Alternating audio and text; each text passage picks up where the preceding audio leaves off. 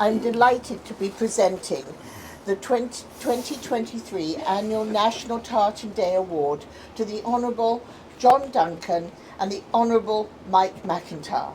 It is only fitting that on this, the 25th anniversary of the recognition of National Tartan Day, that we award our former Scottish Caucus leaders the National Tartan Day Award for their tireless efforts and vision to seeing Tartan Day across the line. And now, John, if you could say some words as background to that. I'm going to be very brief. You've heard a lot from me today. I do want to say that, and I just told Congressman Duncan this, I'm a night owl. I was up quite late. It was 2 o'clock in the morning. I was watching television, and who do I see? It's Jimmy Duncan selling his book on Book TV. They asked him a lot of good questions. He's going to tell you about his book, about his life. About his life in Congress. It's available. I'm going to get it. It was a very engaging discussion, and I said to myself, we really need to hear from him. I hope he can come this year. So thank you for coming up all the way from Tennessee. Appreciate that. Mike McIntyre and I talk a lot because he's on the advisory board of COSCA, the organization for clans and families that I happen to be the president of. Both are very dear to us because they helped us get this all started. But for their leadership of the caucus, we in the National Capital Tartan Day Committee never would have been able to get the visibility that we got, get folks to come up to the Hill where we had receptions every year for about 20 years. And incidentally, we hope to get back there next year. The Congress is not in session this year, so we couldn't be up there. If they're not in session, we can't hold an event there. But we hope next year that the planets align and we're able to get back up to the Hill. So I'm supposed to read something here. No, you're not. I'm not. You're fine.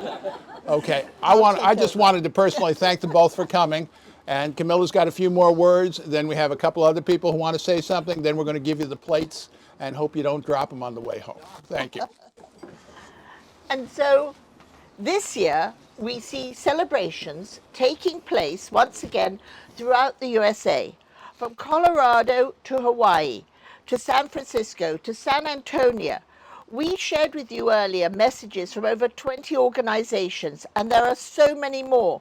The celebration has grown organically, and the efforts and support of the Scottish Caucus under their leadership was key. Step by step, it has grown. I am joined here by fellow members of the Scottish Coalition, John Belisai, President of COSCA, Peter Wilson, President of Scottish Heritage USA, Kenneth Lord, National Commander of SAMS and the Scottish American Military, and I as representative of the American-Scottish Foundation. All of us being founding members of the Scottish Coalition USA. I also need to take a moment to recognise the tireless work of Heather Bain, who has joined us by surprise this evening. I think anybody who is here and been around for the last 25 years will remember her and her father's tireless work. So thank you for being here.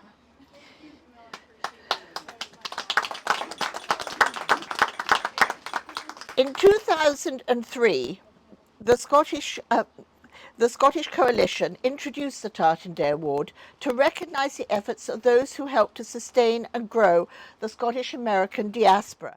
TSC USA nominations are accepted from organisations throughout the United States. Past recipients include in 2003 Duncan Bruce, author of Mark of the Scot. Senator Trent Locke was honoured in 2008, and most recently Bob Crichton in 2020, Gus Noble in 2021, and Robert Curry in 2022, receiving the award. This year, the Scottish Coalition USA has been unanimous in our choice of awardee to John Duncan and to you, Mike McIntyre. And so I'm delighted, together with my colleagues, to present you with the National Tartan Day Awards.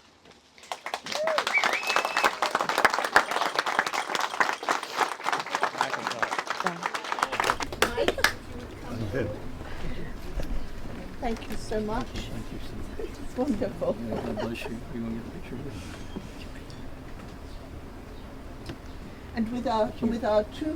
And with Sam's and Schuster as well. Thank you so much.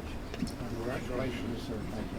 Thank you. And if you could say a few words in a moment, and then Thank you, Jimmy, and what a great honor it is to be with all of you here tonight and to the organizations who comprise the Scottish Coalition USA. Thank you for your vote of confidence. It's rare that a Republican and a Democrat together get a unanimous vote.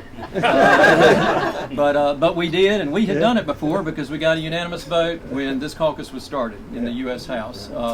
As they said, Trent Lott had helped it get going in the Senate, and when we had the opportunity to do it in the House, it was a unanimous vote. And how rare that is, especially these days, but what a joy it's been.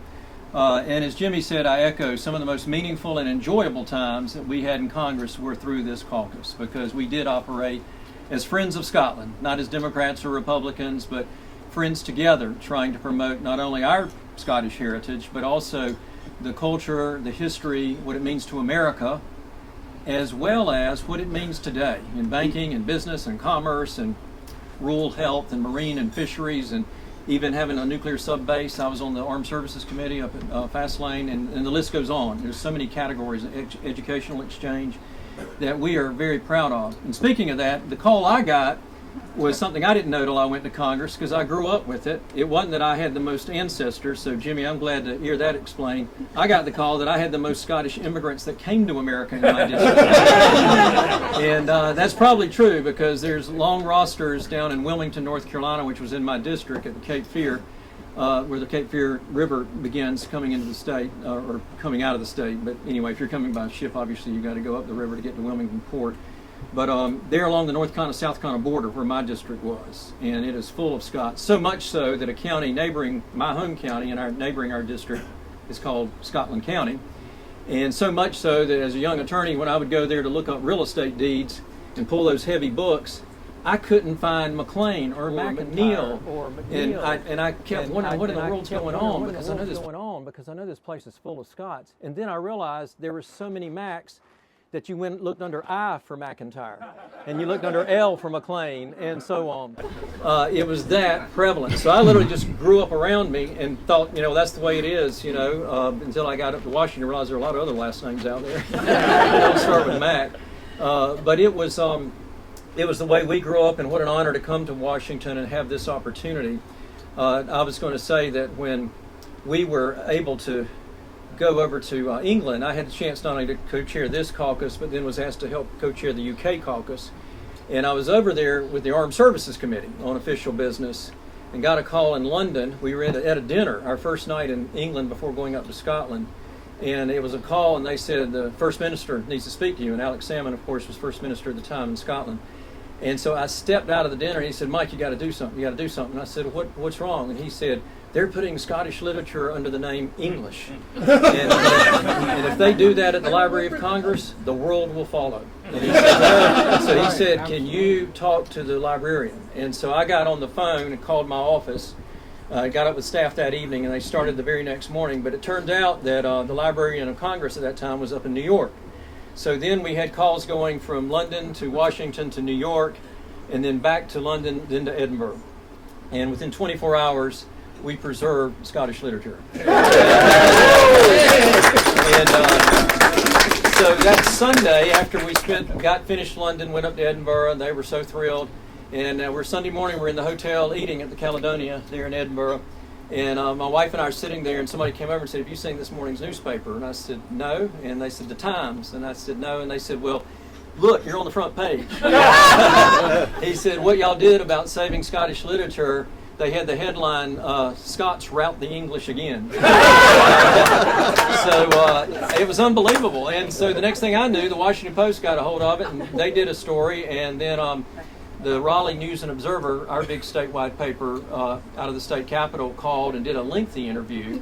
And they said that as in the days of old, when the Scots would pull their sword, instead McIntyre pulled out his cell phone and fought the battle that had to be fought. And they literally had pictures of Sean Connery and I guess the guy from Beavis and Butthead, I don't know. And then they had somebody else. They had all these people that had some kind of Scottish connection. And then they had my picture. And they made it a fun story, but it went nationwide. My cousin in Houston, Texas, sent me an article from the Houston Chronicle, which I have up in my office today. But that was an amazing moment, and I'm glad that Robert Louis Stevenson and we can go Edgar Allan Poe, we can go down the list, or Walter Scott, or still Scottish. They're not English literature. The other thing is, I thought it's interesting. Jimmy and I both came long ways, hadn't seen each other in 7 or 8 years, and we both show up at the same occasion wearing the same tie. But I'm glad he's explained how that happened, and I'm glad. I thought he might wear that tonight, and I thought I better wear mine. Last night I had on another tie, and I'll just close with a fun story about that. One or two of you told me to be sure to share this, who heard me share it at the 50th anniversary, and I thank my friends from North Carolina who were here at the St. Andrews Society of North Carolina. They asked me to speak in Pinehurst last year, right before Christmas, and I told them, because we did so well in the Scottish Caucus, and like I said, they asked me to co-chair the UK Caucus. When the Queen came, and with her passing recently, they especially wanted me to share the story. We were invited to go over there to the South Lawn of the British Embassy to meet the Queen, but we were all told, and there were hundreds of people there. There were TV news anchors and celebrities and people from the State Department and other people from the Hill. But they said, but you can't go up to her and shake her hand, and you can't say, can I get a picture? And you can't, go up and say, how you doing, and pat her on the shoulder or anything. So all the things we do with our constituents, So we were to stand there politely and nod. Well, right before I went over to the Hill on a hot summer afternoon in 2008, I believe it was, one of my sons was in Washington, my younger one, Stephen, and he was had just finished up law school about that time. Or maybe the next year. But anyway, he was in law school at Carolina, and he was there that summer, spending a few days with me, and he was going to go over with me. And I said, I've got my tartan tie, the McIntyre tartan tie. And I said, but my wife was concerned it's a hot summer day, and you're going to wear a wool tie. Maybe that's not appropriate.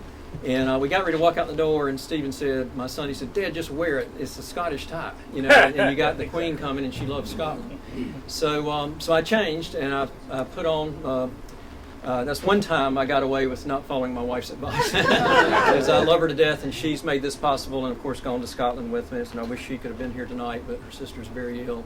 But so we went over there, and as we were standing by and told to politely just stand there as she walked by and would nod her head, Sir David Manning, the British ambassador at the time, stopped with her, and occasionally he would stop and just point someone out, and she would keep going. And they stopped, and she said, he said to her, Congressman McIntyre, a friend of ours. That's all he said. And she stopped and she nodded her head, and I did. And I said, and this is my son, Stephen. So they didn't tell me I couldn't introduce somebody. And so she nodded her head, and then she stepped about 2 people away, and then she stopped a minute. And my newspaper back home, when they wrote about this, called it the royal pause. And she turned around and she came back at me with her finger pointed like this. And she came right up to me and tapped my tie, which was, as I said, the McIntyre tartan tie. It literally was this one, and I haven't washed it since. Of course, I wouldn't wash a wool tie anyway, but anyway. And she said, I like your tie. And I said, thank you very much. I figured I could say that to her. And so then she walked on. Well, then suddenly a whole group of people converged and said, what'd the Queen say to you? And of course, we just smiled and said she liked my tie. But that is the McIntyre tartan. So that was a special moment to remember and that we've recalled, especially since her passing. So thank you all for this wonderful time to be with you and the shared memories, but also the shared opportunities for the future, and I'm serious about that. I enjoy now working with Scottish businesses, and we've had some of those folks here tonight and on our panel earlier today. We enjoy continuing those relationships and pray by God's grace they continue to be strong. Thank you very much, and may God bless you all. Happy Easter.